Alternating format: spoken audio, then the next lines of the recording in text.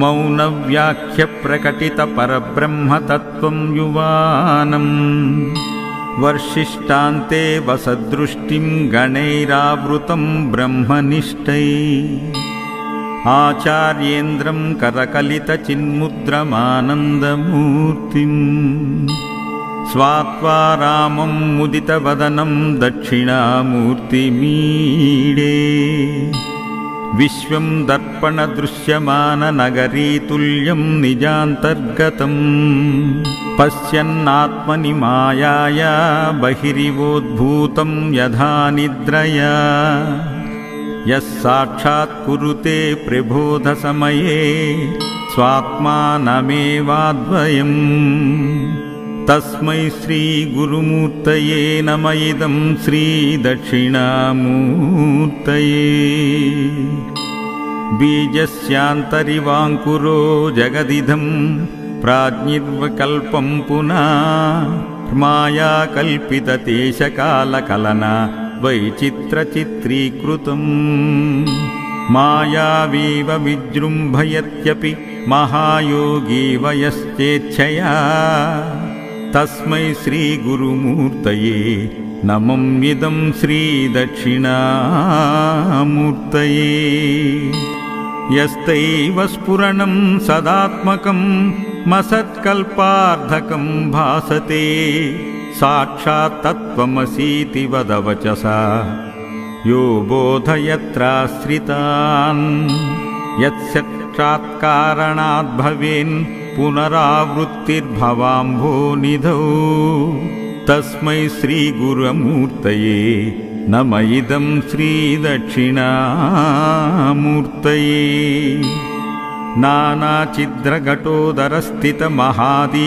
नानाचिद्रघटोदरस्थितमहादीपप्रभाभास्वरम् ज्ञानयस्य तु चुक्षरादिकरणद्वारा बहिः संदते जानामीति तमेव बान्धमनुबाध्ये तत्समस्तं जगत् तस्मै श्रीगुरुमूर्तये नमः इदं श्रीदक्षिणामूर्तये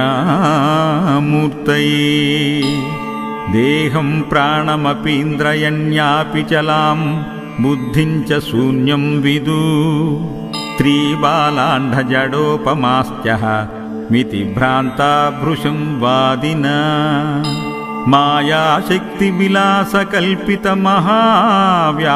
मायाशक्तिविलासकल्पितमहाव्यामोहसंहारिणे तस्मै श्रीगुरुमूर्तये नमः इदं श्रीदक्षिणामूर्तये राहुग्रस्तदिवाकरेन्दुसदृशो मायासमाच्छादनात् सन्मात्रकरुणोपसंहरणतो यो भूत्सुषुप्तपुमान् जागृत्यप्नमिति प्रबोधसमये यः प्रत्यभिज्ञायते तस्मै श्रीगुरुमूर्तये नमः इदं श्रीदक्षिणामूर्तये बाल्यादिष्यपि जाग्रदादिषु तदा सर्वास्वस्थास्वपि व्यावृत्तास्वनुवर्तमानमिहमित्यन्तस्फुरन्तं सदा स्मात्मानं प्रकटीकरोति भजतां यो भद्रया मुद्रया तस्मै श्रीगुरुमूर्तये नमः इदं श्रीदक्षिणामूर्तये विश्वं पश्यति कार्यकारणतया स्वस्वामि सम्बन्धता शिष्याचार्यतया तदैव पितृपुत्राद्यात्मना भेदते स्वप्ने जाग्रति वायु एष पुरुषो माया परिभ्रामिता तस्मै श्रीगुरुमूर्तये नमः इदं श्रीदक्षिणामूर्तये भूरम्भास्यनलो नीलोऽम्बरमहर्नादो हिमांशु पुमा नित्या भाति चराचरात्मकमिदं यस्त्वैव मूर्त्याष्टकम् नान्यत् किञ्चन विद्यते विमृशतां यस्मात् परस्माद् विभो तस्मै श्रीगुरमूर्तये नम इदं श्रीदक्षिणामूर्तये। सर्वात्मत्वमिति स्फुटीकृतमिदं यस्मादमुष्मिंस्तवे तेनास्य श्रवणात् तदर्थ मनन्नाद्यानाञ्च संकीर्तनात्। सर्वात्मत्वमहाविभूतिसहितं स्वाद्वीश्वरत्वं स्वत्वसिद्धतेत्।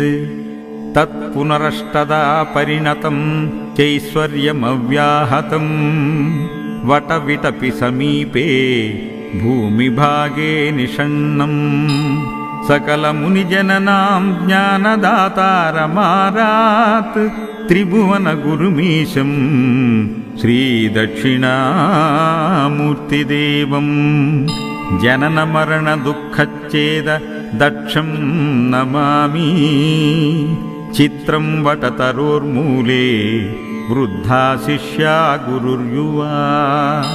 गुरोस्तु मौनं व्याख्यानां शिष्यास्तु छिन्नसंशया। ॐ नमः प्रणवार्धाय शुद्धज्ञानैकमूर्तये निर्मलाय प्रशान्ताय दक्षिणामूर्तये नमः। गुरवे सर्वलोकानां भिषजे भवरोगिणां निधये सर्वविद्यानां दक्षिणामूर्तये नमः। दक्षिणामूर्तये नमः। दक्षिणामूर्तये नमः।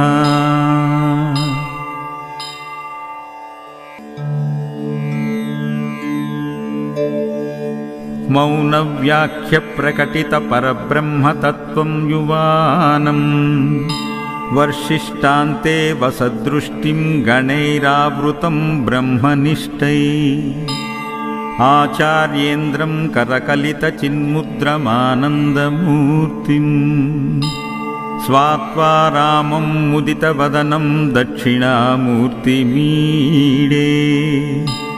विश्वं दर्पणदृश्यमाननगरीतुल्यं निजान्तर्गतम् पश्यन्नात्मनि मायाया बहिरिवोद्भूतं यथा निद्रया।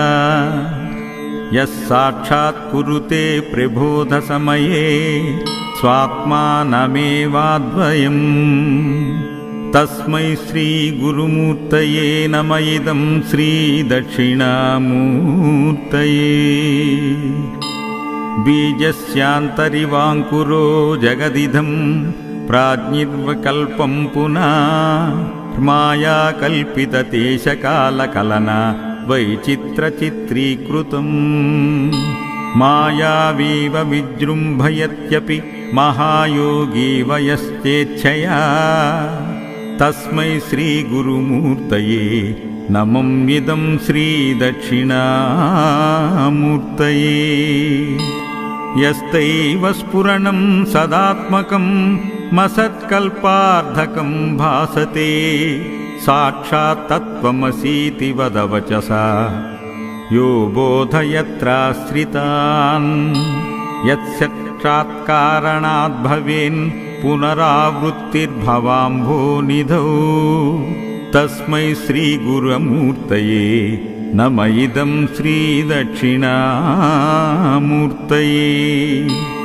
नानाचिद्रघटोदरस्थितमहादीपप्रभाभास्वरम् ज्ञानयस्य तु चुक्षरादिकरणद्वारा बहिः सन्दते। जानामीति तमेव बान्थ मनुबात्येतत्समस्तं जगत्। तस्मै श्रीगुरुमूर्तये नम इदं श्रीदक्षिणामूर्तये। देहं प्राणमपीन्द्रयण्यापि चलां बुद्धिं च शून्यं विदु। त्रिबालाण्डजडोपमास्त्यः मिति भ्रान्ता भृशं वादिना। मायाशक्तिविलासकल्पितमहाव्यामोहसंहारिणे। तस्मै श्रीगुरुमूर्तये नम इदं श्रीदक्षिणामूर्तये। राहुग्रस्तदिवाकरेन्दुसदृशो मायासमाच्छादनात् सन्मात्रकरुणोपसंहरणतो यो भूत्सुषुप्तपुमान् जागृत्यप्नमिति प्रबोधसमये यः प्रत्यभिज्ञायते तस्मै श्रीगुरुमूर्तये नम इदं श्रीदक्षिणामूर्तये।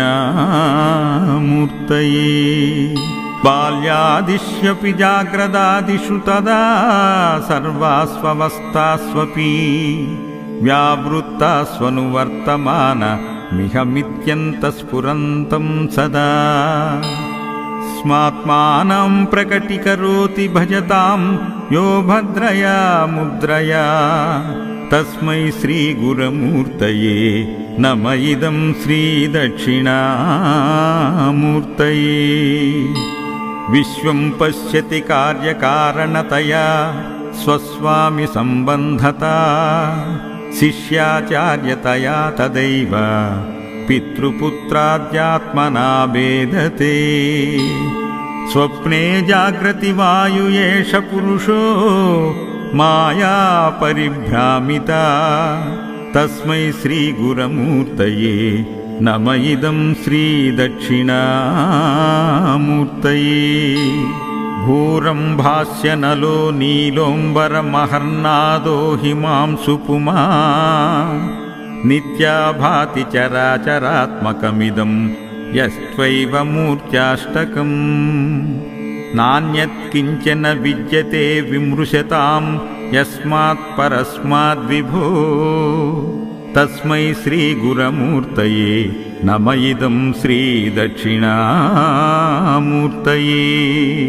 सर्वात्मत्वमिति स्फुटीकृतमिदं यस्मादमुष्मिंस्तवे तेनास्य श्रवणात् तदर्थ मनन्नाद्यानाञ्च संकीर्तनात्। सर्वात्मत्वमहाविभूतिसहितं स्वाद्वीश्वरत्वं स्वत्वसिद्धतेत् तत्पुनरष्टदा परिणतं चैश्वर्यमव्याहतं वटविटपि समीपे भूमिभागे निषण्णं। सकलमुनिजननां ज्ञानदातारमारात् त्रिभुवनगुरुमीशं श्रीदक्षिणामूर्तिदेवं जननमरणदुःखच्छेद दक्षं नमामि। चित्रं वटतरोर्मूले वृद्धा शिष्या गुरुर्युवा गुरोस्तु मौनं व्याख्यानां शिष्यास्तु छिन्नसंशया। ॐ नमः प्रणवार्धाय शुद्धज्ञानैकमूर्तये निर्मलाय प्रशान्ताय दक्षिणामूर्तये नमः। गुरवे सर्वलोकानां भिषजे भवरोगिणां निधये सर्वविद्यानां दक्षिणामूर्तये नमः। दक्षिणामूर्तये नमः। दक्षिणामूर्तये नमः।